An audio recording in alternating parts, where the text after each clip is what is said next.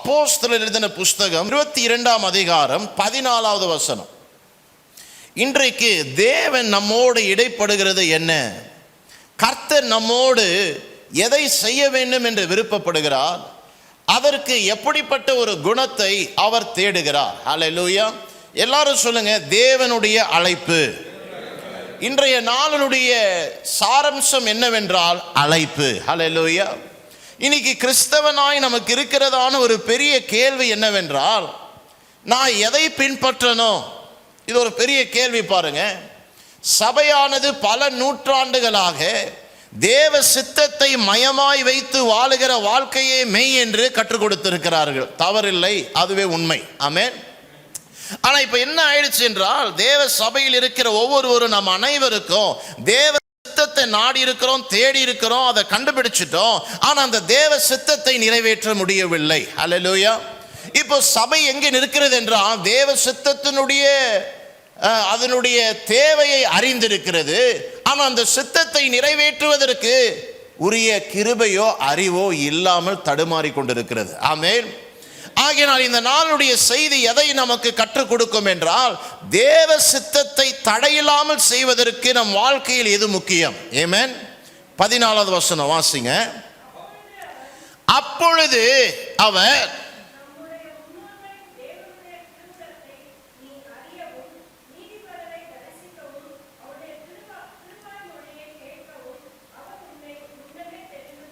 ஹல்லேலூயா. யார் பேசுறது? இது அனனியாஸ் சவுலை பார்த்து சொல்றாரு.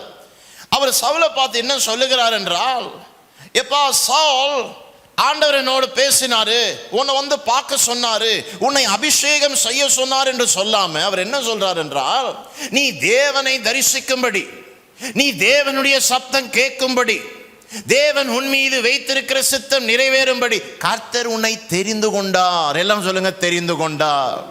அப்போ அனனியா சொல்லுகிறதான ஒவ்வொரு வார்த்தையில பல அர்த்தம் இருக்குது பாருங்க. அவனுக்கு கொடுக்கப்பட்ட வேலை என்னமோ அபிஷேகம் செய்வது, ஆனால் அவன் பேசுகிற வார்த்தை என்னமோ அவனுக்கு ஒரு அறிவை கொண்டு வருகிறது. எல்லாரும் சொல்லுங்க, அபிஷேகம், அறிவு, கிறிஸ்தவ வாழ்க்கை. ஆமென். அப்போ அவனுக்கு கர்த்தர் கொடுத்த கட்டளை என்ன? அரைஸ் அண்ட் கோ. இருங்க, அந்த வசனம் சொல்றேன், 10வது வசனம் வாசிங்க.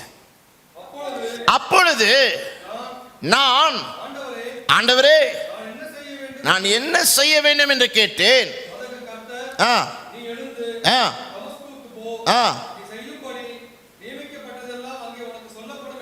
ஹல்லேலூயா. 12வது வசனம். அப்பொழுது வேத பிரமாணத்தின்படி பக்தி உள்ளவும்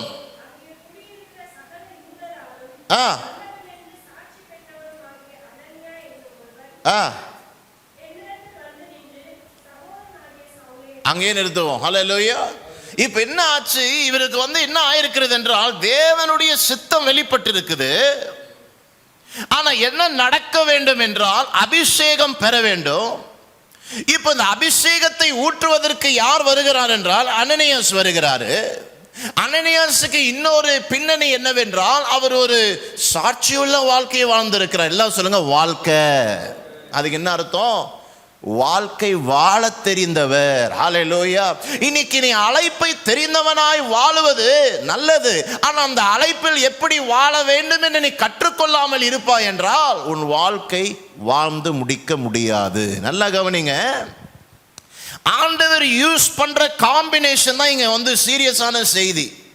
ஏதோ அனனியாஸ் அவர் ஆவியிலே நிரப்பப்பட்டவர், அந்நிய பாஷை பேசுகிறவர், தேவனை முகமுகமாய் தரிசித்தவர், அனனியா நீ போய் அபிஷேகம் செய் சொல்லாம அனனியாசனுடைய ஒரு பயோகிராஃபி ஆண்டவர் கொடுக்கிறாரு. எல்லா மத்தியில சாட்சி உள்ளவனாய் வாழ்ந்த அனனியாஸ். எல்லாம் சொல்லுங்க, வாழ்க்கை. அப்போ யார ஆண்டவர் கத்து கொடுக்கிறாருங்க? அபிஷேகம் செய்வதற்கு மாத்திரம் ஒருவன் ஆண்டவர் அனுப்பல, அபிஷேகம் செய்யப்பட்ட வாழ்க்கை வாழுவதற்குரியதான ஒரு நபரை தெரிந்து அனுப்புகிறார். ஹல்லேலூயா. அதான் உங்களுக்கு முன்பதாய் சொல்லுகிறேன், தேவனுடைய சித்தம் என்பது ஒரு முக்கியமான காரியம். அந்த சித்தத்திலே வாழ்வது என்பது மிகவும் முக்கியமான காரியம். ஆமென். அனனியாஸ் என்ன சொல்லுகிறாரு பாருங்க, God has chosen you. எல்லாரும் சொல்லுங்க, உன்னை தெரிந்து கொண்டிருக்கிறார். ஹல்லேலூயா. 17வது வசனம். பின்பு நான் எருசலேமுக்கு திரும்பி வந்து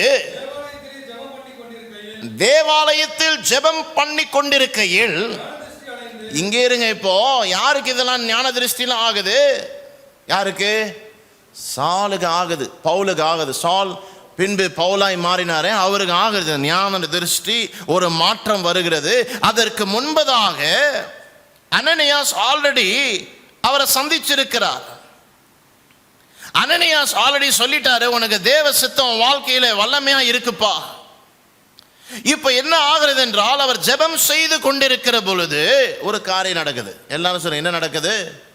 தேவனோடு ஒரு உறவாடுதல் நடக்குது. எல்லாம் கவனிக்கணும். இன்னைக்கு நான் பிரசங்கம் பண்ண போறதே 4 வசனம் தான்.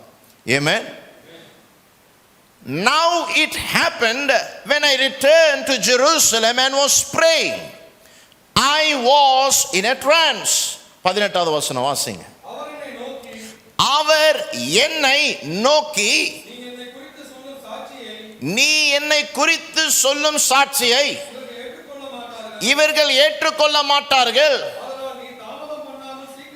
நீ தாமதம் பண்ணாமல் சீக்கிரமாய் எருசலேமை விட்டு புறப்பட்டு போ. இன்றைக்கு உங்களுக்கு தேவன் கொடுக்கிற தீர்க்க தரிசனமான வார்த்தை என்னவென்றால், கர்த்தர் உங்களை பார்த்து சொல்லுகிறார், நீ புறப்பட்டு போ. ஆமென். நீ ஒரு இடத்துல இருக்கிற, அந்த இடத்துல உனக்கு கனம் கிடைக்கல. நீ ஒரு இடத்துல இருக்கிற, உனக்கு சேர வேண்டிய காரியம் இன்னும் வரல. கர்த்தர் சொல்றாரு, அது வரும் ஒரு நாளிலே. இப்பொழுது நீ கிளம்பி போ. 18th verse. அதற்கு நான், ஆண்டவரே,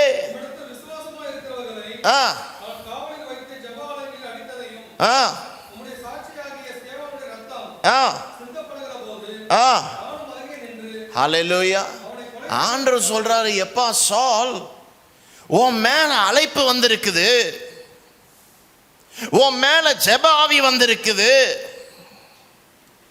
உனக்கு ஞான திருஷ்டி எல்லாம் வந்திருக்குது. ஆனா நான் உனக்கு ஒரு காரியத்தை கற்றுக் கொடுக்கணும் இன்னைக்கு. என்னவென்றால், சீக்கிரமாய் கிளம்பி போ. ஹல்லேலூயா. என்ன பிரதர் சொல்ல வரீங்க? இந்த சத்தியத்தை நீங்க எதை குறிப்பிட விரும்புகிறீர்கள்? தேவ சித்தத்தை நீ செய்ய வேண்டும் என்றால் தேவனுடைய அறிவிலே நீ செய்யணும். ஹல்லேலூயா. உன்னுடைய அறிவிலே, உன்னுடைய தாளந்திலே நீ செய்ய வேண்டும் என்று நினைப்பாய் என்றால் தேவ சித்தம் வாழ்க்கையிலே நிறைவேறாது. ஆமென். ஆண்டவர் சொல்றாரு பவுலை பார்த்து, பவுலே நீ எழும்பி சீக்கிரமாய் போ. பவுல் சொல்றார், ஆண்டவரே ஒரு நிமிஷம் இருங்க ஆண்டவரே, நான் உங்களுக்கு ஒரு காரியம் சொல்ல வேணும். அவர் என்ன சொல்றாரு? இங்கிலீஷ் பைபிள்ல மெசேஜ் டிரான்ஸ்லேஷன்ல இப்படி இருக்குது பாருங்க. 19வது வசனம் 20வது வசனம் நான் வாசிக்கிறேன் message டிரான்ஸ்லேஷன்ல. At first I objected. முதலாவது கர்த்தருடைய வார்த்தைக்கு விரோதமாக நான் தடையாய் எழும்பினேன். ஹல்லேலூயா.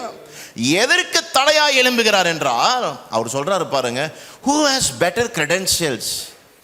இந்த எருசலேமில் ஊழியம் செய்வதற்கு என்னை விட யாருக்கு அறிவு இருக்குது? ஹல்லேலூயா. அந்த அறிவை எதற்கு ஒப்பிடுகிறார் என்று பாருங்க. அவர்களுக்கு எல்லாருக்கும் தெரியும். They all know how obsessed I was with hunting out those who believed in you. என்ன சொல்றாரு? ஆண்டவரே நீங்க சொல்றதுக்கு நான் தடையா இருக்கிறேன் ஆண்டவரே. ஏன்னா எருசலேமில் இருக்கிற ஒவ்வொருவனுக்கும் தெரியும், நான் ரொம்ப கெட்டவனா அவர்கள் கண்களுக்கு முன்பதாய் நான் வாழ்ந்திருக்கிறேன். நான் எப்படி வெறி கொண்டவனாய் இருந்தேன் எல்லாருக்கும் தெரியும் ஆண்டவரே. கண்டினியூ பண்றாரு. beating them up in the meeting places. நான் அவளை எவ்வளவு சித்திரவதை பண்ண ஆண்டவரே, அவர்களை சிறையில் போட்ட ஆண்டவரே. ஆண்டவரே இதெல்லாம் விடுங்க ஆண்டவரே. ஸ்தேவானை கல்லெறிந்து அவர்கள் கொன்ற பொழுது ஸ்தேவான் பக்கத்திலே நின்று கொண்டிருந்த ஆண்டவரே. எல்லாரும் ஆண்டவரே ஸ்தேவான் மரிப்பதை மாத்திரம் பார்க்கல ஆண்டவரே, பவுலையும் பவுலாகி என்னையும் பார்த்தார்கள் ஆண்டவரே. கவனிங்க, நான் அங்கே இருந்த ஆண்டவரே, நான் சொல்லல, அப்படியே மொழிபெயர்க்கிறேன் உங்களுக்கு. holding the coats of the murderers and cheering them on. ஆண்டவரே அது மாத்திரம் இல்ல ஆண்டவரே, இன்னும் கல்ல வீசுங்க, ஸ்தேவானை சாகடிங்க சாகடிங்க பண்ணுங்க என்று சொல்லி நான் ரொம்ப கூச்சல் போட்டேன் ஆண்டவரே. என் சப்தத்தை எல்லாரும் கேட்டாங்க ஆண்டவரே. இப்பொழுது நான் முழுவதுமாய் மாறிவிட்டேன் என்று அவர்கள் பார்ப்பார்கள் ஆண்டவரே. இங்கிலீஷ்ல எப்படி தெரியுமா இருக்கிறது? and now they see me totally converted. What better qualification could I have? ஆண்டவரே எப்படி இருக்கு பாத்தீங்களா, அழகா சொல்றாரு. ஆண்டவர் சொல்றாரு, எப்பா எருசலேமிலே நீ இருக்காதே, நீ எழும்பி வேகமா போ. பவுல் சொல்றாரு, ஆண்டவரே எருசலேமுடைய ஹீரோ ஆண்டவரே, நான் இப்போ உங்களுக்கு புரியுற மாதிரி சொல்றேன். எருசலேமெல்லாம் குடிச்சிருக்கிறேன் ஆண்டவரே. சும்மா அவர் குடிக்கல, நான் நம்மளுக்கு ஏத்த மாதிரி அதை விளக்குறேன். ஆமென். எருசலேமில் நான் வெறிச்சிருக்கிறேன் ஆண்டவரே, எருசலேமில் வெறி கொண்டவனா இருந்திருக்கிற ஆண்டவரே. எல்லாருக்கும் தெரியும் ஆண்டவரே நான் ரொம்ப கொடூரமானவன், எல்லாருக்கும் தெரியும் ஆண்டவரே நான் ரொம்ப கெட்டவன், எல்லாருக்கும் தெரியும் ஆண்டவரே நான் எப்படிப்பட்ட அயோக்கியன். இப்போ நீங்க என்ன தொட்டுட்டீங்க ஆண்டவரே, இந்த இடம் தான் ஆண்டவரே என் ஸ்பாட்டு. எல்லாம் சொல்லுங்க என் ஸ்பாட்டு. ஆண்டவர் சொல்ல, நீ காலி பண்ண தம்பின்றாரு. எப்படி? இன்னைக்கு கிறிஸ்தவத்தினுடைய சத்தியம் அடித்தளம் என்னவென்றால், ஒருவன் தொடப்பட்டவுடன் அவன் என்ன சொல்லுகிறான், ஆண்டவரே நான் போயிட்டு இங்க பண்ற ஆண்டவரே, எனக்கு இது தெரிய ஆண்டவரே, அது தெரிய ஆண்டவரே, இவனுக்கு எனக்கு தெரிய ஆண்டவரே, எனக்கு அவனை தெரிய ஆண்டவரே, நான் அவர்களோட தான் குடித்து கொண்டிருந்தேன், அவர்களோட தான் சிகரெட் அடிச்சு கொண்டிருந்தேன், அவங்களோட தான் கெட்ட வேலை எல்லாம் செஞ்சு கொண்டிருந்தேன், இப்ப நான் போய் சொன்னா அவங்க விசுவாசிப்பாங்க ஆண்டவர். ஆண்டவர் சொல்றாரு, அதை நீ பண்ணாதன்றார். ஆமென். இன்னைக்கு நிறைய பேர் என்ன செய்கிறார்கள் என்றால், ஆண்டவரே நல்லா பாடு ஆண்டவரே, நான் கம்மனு ஆராதனை வீரன் ஆயிடுறேன் ஆண்டவரே, ஆண்டவரே நான் நல்லா சூப்பரா பேசுவேன் ஆண்டவரே, நான் போதகர் ஆயிடுறேன் ஆண்டவரே என்றால், எனக்கு மேல பெட்டரா யாரும் இல்ல ஆண்டவரே எருசலேமில். எப்படி சொல்றாரு பாத்தீங்களா பவுல், எனக்கு மேல எல்லாம் சொல்ல, எனக்கு மேல யாரும் இல்ல. ஆண்டவர் என்ன சொல்றாருன்னா, நீ ஃபர்ஸ்ட் இடத்தை காலி பண்ணுன்றார். ஆமென். எனக்கு கடைசி சென்டென்ஸ் தான் ரொம்ப பிடிச்சிருக்கு பாருங்க. அவர் சொல்றாரு, what better qualifications could I have? தேவ சித்தம் செய்வதற்கு நீ உன்னுடைய தாளந்துகளையோ உன்னுடைய வரங்களையோ உன்னுடைய ஞானத்தையோ நீ முன்னிறுத்தாத. நான் இதுதான் செஞ்சு கொண்டிருக்கிறேன், இங்க தான் செஞ்சு கொண்டிருக்கிறேன், நான் இங்க தான் ஆண்டவரே செய்வேன் சொல்லாத. எழும்பி கிளம்பி போ. ஆமென். அந்த ஒரு மனம் இருக்கணும். உடனே நான் எங்க போகணும் அப்படி கேட்க கூடாது, அந்த மனம் இருக்கணும். ஹல்லேலூயா. இல்ல பிரதர் நான் இவாஞ்சலிஸ்டா இருக்கிறேன், இல்ல பிரதர் நான் 3 மாசம் ரோட அப்படியே ஊரா போயிட்டு வந்துடுவேன், இதுதான் பிரதர் ஊழியம், இதுதான் நான் செய்வேன், இதுதான் எனக்கு தெரியும், இதுல என்ன விட டாப் யார் இல்லை நீ சொல்லாதேன்றார் ஆண்டவர். ஹல்லேலூயா.